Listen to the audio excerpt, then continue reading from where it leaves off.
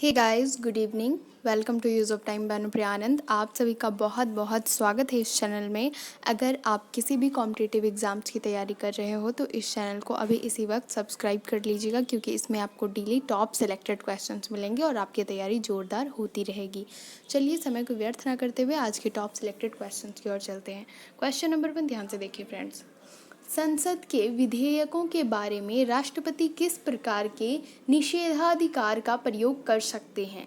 कहा गया है, सवाल ध्यान से सुनिएगा।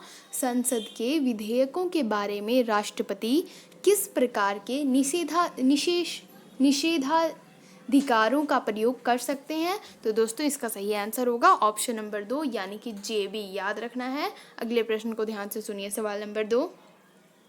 किस देश के अध्यक्ष अपने चुनाव के बाद अपनी पार्टी से सभी प्रकार के संबंध समाप्त कर लेता है? किस देश का अध्यक्ष?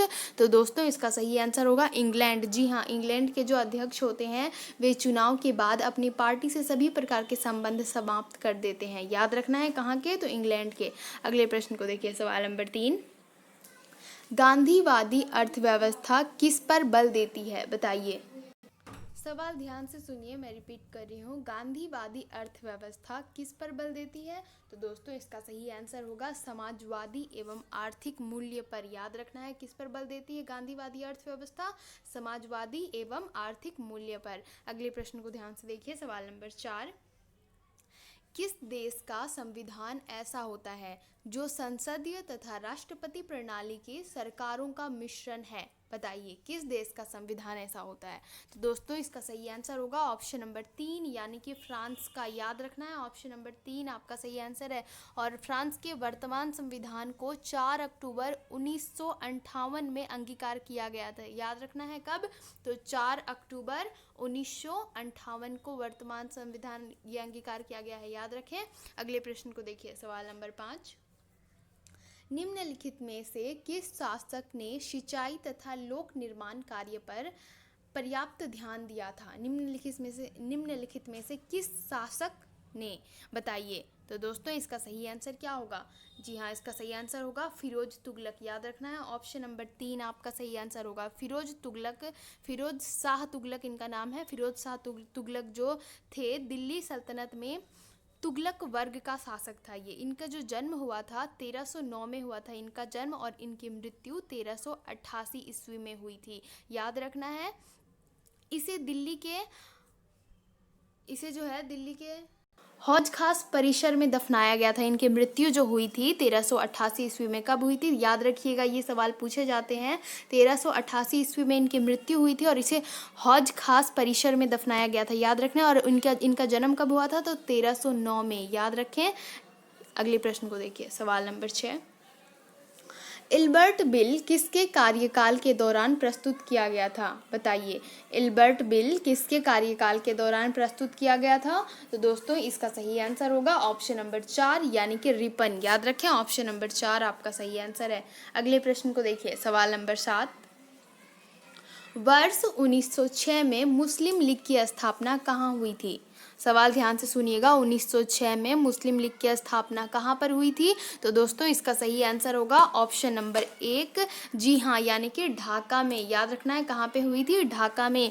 और इसकी स्थापना जो हुई थी 30 दिसंबर 1906 में। कब हुई थी? 1906 में तो मुस्लिम लीग की स्थापना हुई, पर कब? तो 30 दिसंबर को हुई थी इसकी स्थापना। ब्रिटिश भारत के दौरान ढाका में ऑल इंडिया मुस्लिम लीग की स्थापना हुई थी। याद रखना है, वो 30 दिसंबर 1906 को। अगले प्रश्न को देखिए। सवाल नंबर 8। मूलतः चाचनामा किस भाषा में लिखा गया था? ध्यान से सुनिए, जो चाचनामा है ये किस भाषा में लिखा गया था दोस्तों? तो इसका सही आंसर होगा ऑप्शन नंबर 3 यानी कि अरबी भाषा में लिखा गया था इसे। ये चाचनामा जो था ये इसे अरबी भाषा में लिखा गया था। और इसके लेखक कौन थे? तो अली अहमद। इसके लेखक हैं कौन? अली अहमद। याद रखना है, चाचनामा लिखा गया था अरबी भाषा में, इसके लेखक हैं अली अहमद। अगले प्रश्न को देखिए। सवाल नंबर 9। गीत गोविंद का लेखक कौन है? ध्यान से सुनिएगा सवाल, गीत गोविंद का लेखक कौन है? तो दोस्तों इसका सही आंसर होगा ऑप्शन नंबर 1 यानी कि जयदेव। याद रखना है, गीत गोविंद का लेखक जयदेव हैं। अगले प्रश्न को देखिए, सवाल नंबर 10। वर्ष 2004 से 2009 की विदेश व्यापार नीति में किस पर बल दिया गया था? बताइए। वर्ष 2004 से 9 की विदेश व्यापार नीति में किस पर बल दिया गया था? तो दोस्तों इसका सही आंसर होगा निर्यात को प्रोत्साहन पे बल दिया गया था। याद रखना है, निर्यात को प्रोत्साहन पे बल दिया गया था। ऑप्शन नंबर 1 आपका सही आंसर है। अगले प्रश्न को देखिए, सवाल नंबर 11। बाजार जो है कब असफल होते हैं? बताइए, बाजार कब असफल होते हैं? इसका सही आंसर क्या होगा? दोस्तों इसका सही आंसर होगा बाजार तब असफल होते हैं जब वे समस्त उपभोक्ताओं और उत्पादकों के अधिशेष को अधिकतम नहीं बना पाते। कब वे असफल होते हैं? जब वे समस्त उपभोक्ताओं और उत्पादकों के अधिशेष को अधिकतम नहीं बना पाते, उस समय बाजार असफल हो जाते हैं। तो ऑप्शन नंबर 3 करेक्ट आंसर है, याद रखना है। अगले प्रश्न को देखिए, सवाल नंबर 12। Question number 12। विकास की प्रक्रिया में कृषि की उपेक्षा से क्या होगा? बताइए। विकास की प्रक्रिया में कृषि की उपेक्षा से क्या होगा? समग्र विकास में गंभीर अवरोध होगा। याद रखना है, क्या होगा? समग्र विकास में गंभीर अवरोध। ऑप्शन नंबर 2 आपका सही आंसर है। अगले प्रश्न को देखिए, सवाल नंबर 13। एकाधिकारी प्रतियोगिता से किसका उत्पादन होता है? बताइए, एकाधिकारी प्रतियोगिता से किसका उत्पादन होता है? तो दोस्तों इसका सही आंसर होगा निकटवर्ती स्थानापन्न का। याद रखना है, किसका उत्पादन होता है? निकटवर्ती स्थानापन्न का। ऑप्शन नंबर 1 आपका सही आंसर है। अगले प्रश्न को देखिए, सवाल नंबर 14। एक समाजवादी अर्थव्यवस्था कैसी होती है? बताइए, एक समाजवादी अर्थव्यवस्था जो होती है ये कैसी होती है?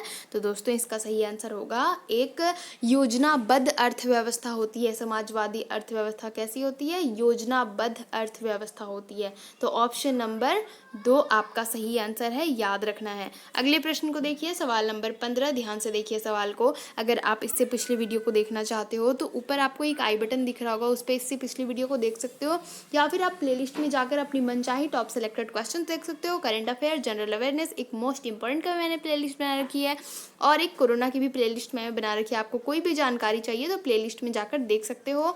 और अगर आप मुझे ट्विटर, टेलीग्राम, इंस्टाग्राम या फेसबुक पे फॉलो करना चाहते हो तो उसकी लिंक नीचे डिस्क्रिप्शन में है, आप मुझे फॉलो कर सकते हो। या फिर आपके पास टेलीग्राम है, आप सर्च कर सकते हो use of time by Anupriya Anand, वहाँ पे आपको हमारा चैनल मिल जाएगा, आप ज्वाइन कर सकते हो और वहाँ से भी आप डेली के क्वेश्चन पढ़ाई कर सकते हो, क्वेश्चंस लेकर। सवाल नंबर 15 ध्यान से देखिए। भारत एक धर्मनिरपेक्ष राज्य है, यह निम्नलिखित में से किस वाक्यांश में व्यक्त है? भारत एक धर्मनिरपेक्ष राज्य है, ये किस वाक्यांश में व्यक्त है? बताइए। दोस्तों इसका सही आंसर क्या होगा? ये किस वाक्यांश में व्यक्त है? तो इसका सही आंसर होगा आस्था और पूजा की स्वतंत्रता में। याद रखना है, किसमें? आस्था और पूजा की स्वतंत्रता में। ऑप्शन नंबर 4 इसका सही आंसर है। अगले प्रश्न को देखिए, सवाल नंबर 16। अफीम एक पौधे की उपज है जो निम्नलिखित में से किससे प्राप्त की जाती है? अफीम बताइए। दोस्तों अफीम जो है एक पौधे की उपज है और ये प्राप्त की जाती है सुसिक्त लेटेक्स से। किससे? सुसिक्त लेटेक्स से प्राप्त की जाती है, याद रखना है। अगले प्रश्न को देखिए, सवाल नंबर 17। निम्नलिखित में से कौन भार की इकाई नहीं है? बताइए, निम्नलिखित में से कौन भार की इकाई नहीं है? सवाल को ध्यान से देखिए। पॉइंट, किलोग्राम, ग्राम ये सब तो है, तो डाइन बच गया, ये भार की इकाई नहीं है, याद रखना है। ऑप्शन नंबर 4 आपका सही आंसर होगा। अगले प्रश्न को देखिए, सवाल नंबर 18।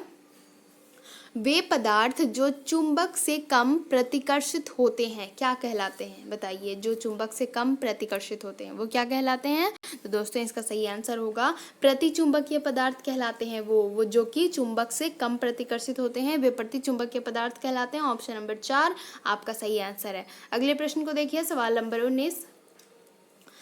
सामान्य नेत्र के लिए सुस्पष्ट दृष्टि की दूरी कितनी होती है? बताइए, कितने सेंटीमीटर की दूरी होती है सामान्य नेत्र के लिए स्पष्ट दृष्टि की दूरी? बताइए। तो दोस्तों इसका सही आंसर होगा ऑप्शन नंबर 4 25 सेंटीमीटर, याद रखना है। ये हमारी सामान्य दूरी है सामान्य नेत्र के लिए 25 सेंटीमीटर। अगले प्रश्न को देखिए, सवाल नंबर 20 क्वेश्चन नंबर 20 ध्यान से देखिए। वह पिंड जो ऊष्मा का अच्छा अवशोषक होता है निम्नलिखित में से कौन सा गुण वाला भी होता है? बताइए। जो ऊष्मा का अच्छा अवशोषक होता है वह और क्या होता है? तो दोस्तों इसका सही आंसर होगा अच्छा विकिरक भी होता है वो। जो वह पिंड जो ऊष्मा का अच्छा अवशोषक होता है वह अच्छा विकिरक भी होता है, इसलिए ऑप्शन नंबर 3 आपका सही आंसर होगा, याद रखना है। अगले प्रश्न को देखिए ध्यान से, सवाल नंबर 21। निम्नलिखित में से कौन सा इंटरनेट का पूर्ववर्ती उपकरण है? बताइए। निम्नलिखित में से कौन सा इंटरनेट का पूर्ववर्ती उपकरण है? तो दोस्तों इसका सही आंसर होगा ऑप्शन नंबर 4 यानी कि ऑनेट, याद रखना है। ऑप्शन नंबर 4 आपका सही आंसर है। अगले प्रश्न को देखिए, सवाल नंबर 22। जावा में है जो एक प्रक्रिया के अंतर्गत नियंत्रण का स्वतंत्र अनुक्रमिक प्रवाह है। सवाल ध्यान से सुनिए। जावा में है क्या जो एक प्रक्रिया के अंतर्गत नियंत्रण का स्वतंत्र अनुक्रमिक प्रवाह है? दोस्तों सूत्र, जावा में एक सूत्र है जो प्रक्रिया के अंतर्गत नियंत्रण का स्वतंत्र अनुक्रमित प्रवाह है। ऑप्शन नंबर 1 आपका सही आंसर है, याद रखना है। अगले प्रश्न को देखिए, सवाल नंबर 23। गाय के दूध का रंग जो है थोड़ा पीलापन आपको दिखता होगा, वो किसकी उपस्थिति के कारण दिखता है? बताइए। गाय के दूध का रंग थोड़ा पीलापन दिखता है। वैसे तो हम कहते हैं हाँ सफ़ेद है, गाय का दूध है, पर आप ध्यान से देखते हैं तो बिल्कुल सफ़ेद आपको दिखेगा नहीं गाय का दूध, उसमें हल्का पीलापन होता है। तो वो किसकी उपस्थिति के कारण होता है? बताइए। दोस्तों इसका सही आंसर होगा कैरोटीन। जी हाँ, कैरोटीन की उपस्थिति के कारण गाय का दूध का रंग जो होता है हल्का पीलेपन का होता है। क्या किसकी उपस्थिति के कारण? तो कैरोटीन की उपस्थिति के कारण, याद रखना है। अगले प्रश्न को देखिए, सवाल नंबर 24। निम्नलिखित में से कौन सी बीमारी वायु प्रदूषण के कारण नहीं होती या बढ़ती है? बताइए कौन सी बीमारी? दोस्तों कहा गया है कि निम्नलिखित में से कौन सी बीमारी वायु प्रदूषण के कारण नहीं होती है या बढ़ती नहीं है वायु प्रदूषण के कारण? तो दोस्तों इसका सही आंसर होगा ऑप्शन नंबर 2 यानी कि निमोनिया, याद रखना है। ये वायु प्रदूषण के कारण नहीं बढ़ती और ना ही वायु प्रदूषण के कारण होती है, याद रखना है। ऑप्शन नंबर 2 आपका सही आंसर है। अगले प्रश्न को देखिए, सवाल नंबर 25। चुंबकीय निरीक्षक का निकट संबंध किससे है? बताइए। चुंबकीय निरीक्षक का निकट संबंध किससे है? तो दोस्तों इसका सही आंसर होगा उपग्रह छोड़ना। कहा गया है कि चुंबकीय निरीक्षक का जो निकट संबंध है ये उपग्रह छोड़ने से है, इसलिए ऑप्शन नंबर 4 आपका सही आंसर है। अगले प्रश्न को देखिए, सवाल नंबर 26।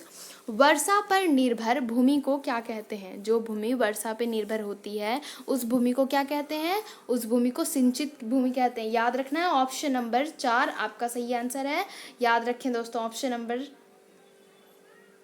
4 नहीं 3 होगा आपका। वर्षा सिंचित, सिंचित तो होती है पर वर्षा सिंचित होती है। जो वर्षा पे निर्भर होती है तो वो वर्षा सिंचित भूमि होती है, इसीलिए वर्षा पर निर्भर वाली भूमि को वर्षा सिंचित भूमि कहते हैं, याद रखना है। अगले प्रश्न को देखिए, सवाल नंबर 27, ध्यान से देखिए। निम्नलिखित में से कौन सी पर्वत श्रृंखला में अक्ष संघीय मोड़ है? बताइए।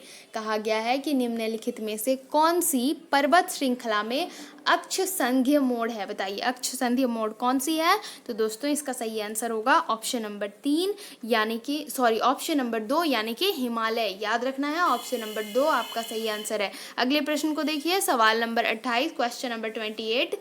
जीवाश्म विज्ञान में किसका अध्ययन होता है? ध्यान से सुनिए सवाल। कहा गया है कि जीवाश्म विज्ञान में किसका अध्ययन होता है? तो दोस्तों इसका सही आंसर होगा फॉसिल का। जी हाँ, जीवाश्म विज्ञान में फॉसिल का अध्ययन होता है, तो ऑप्शन नंबर 3 आपका सही आंसर होगा, याद रखना है। अगले प्रश्न को देखिए, सवाल नंबर 29, हमारा सेकंड लास्ट क्वेश्चन है। अगर आपने अभी तक चैनल को सब्सक्राइब नहीं किया तो सब्सक्राइब जरूर कर लीजिएगा। देखिए वीडियो के नीचे रेड कलर में आपको सब्सक्राइब लिखा हुआ दिख रहा होगा, सब्सक्राइब बटन को प्रेस कर दीजिए। उसके बाद आपको एक घंटा दिखेगा, जब आप सब्सक्राइब कर देते हो उसके बाद आपको एक घंटा दिखेगा इस टाइप का, उस पर आप क्लिक करके ऑल में क्लिक कर दीजिए। उससे क्या होगा, मेरे द्वारा जो डाली गई वीडियोस है उसकी नोटिफिकेशन आप तक सबसे पहले पहुंच जाएगी और आपकी तैयारी जोरदार होती रहेगी। आप डेली की क्लास लिया करो, सुबह 6 बजे करंट अफेयर और शाम 8 बजे जनरल अवेयरनेस। इसमें जो क्वेश्चन होंगे सारे टॉप सिलेक्टेड क्वेश्चन होंगे, तैयारी जोरदार आपकी होती रहेगी, जरूर जुड़े रहिएगा क्लास से। तो देखिए सवाल नंबर 29 क्या कहता है। भारत में उर्वरक का पहला कारखाना कहाँ लगाया गया था? बताइए। भारत में उर्वरक का पहला कारखाना कहाँ पे लगाया गया था? तो दोस्तों इसका सही आंसर होगा ऑप्शन नंबर 4 यानी कि सिंदरी में। याद रखें कहाँ पर लगाया गया था? सिंदरी में। और सिंदरी कहाँ पर है? सिंदरी झारखंड राज्य के धनबाद जिले में है, याद रखना है। ऑप्शन नंबर 4 आपका सही आंसर है। अगले प्रश्न को देखिए, सवाल नंबर 30, ये हमारा अंतिम प्रश्न है, ध्यान से देखिए। जब आँख में धूल पड़ जाती है तो उसका कौन सा भाग सूजकर लाल हो जाता है। आपके आँख में भी कभी धूल पड़ा होगा तो बताइए, उसमें जब आपके आँख का भाग लाल हो जाता है सूजकर तो उस भाग को हम क्या कहते हैं, बताइए। दोस्तों इसका सही आंसर होगा ऑप्शन नंबर 2, यानी कि दृढ़ पटल कहते हैं उसे। क्या कहते हैं, दृढ़ पटल, जो कि जिसे हम स्क्लेरोटिक भी कहते हैं, जो कि एक सफ़ेद रंग का होता है, जो कि हमारे आँख में सफ़ेद रंग का होता है। इसे हम श्वेत पटल भी कहते हैं सफ़ेद रंग का होने के कारण। और इस दृढ़ पटल को यानी कि श्वेत पटल को इसके जो अगले भाग होते हैं उसे हम कॉर्निया कहते हैं। याद रखना है, इसके अगले भाग को कॉर्निया कहते हैं। और ये सफ़ेद रंग का होता है तो इसे श्वेत पटल भी कहते हैं। यहाँ पर दृढ़ पटल लिखा गया है, याद रखना है। तो जो आँख का जो हमारा भाग होता है सफ़ेद भाग, और जो लाल हो जाता है, सूज जाता है धूल के पड़ने से, उसे हम दृढ़ पटल कहते हैं। याद रखना है। कैसा लगा वीडियो कमेंट करके ज़रूर बताइएगा, लाइक ज़रूर कीजिएगा। लाइक करते हो तो मुझे खुशी मिलती है फ्रेंड्स। वीडियो को जितना शेयर कर सकते हो प्लीज़ शेयर कर दीजिएगा। अगर आपकी नज़र में कोई भी स्टूडेंट्स है या आप अपनी खुद की तैयारी कर रहे हो एग्ज़ाम्स की, तो उन तक ये वीडियो ज़रूर शेयर कीजिए जो एग्ज़ाम्स की तैयारी कर रहे हैं। और आप भी डेली क्लास लिया कीजिए, क्योंकि आपको इसमें वाकई में टॉप सिलेक्टेड क्वेश्चंस मिलेंगे और तैयारी जोरदार होती रहेगी। Thank you friends, thanks for watching my video.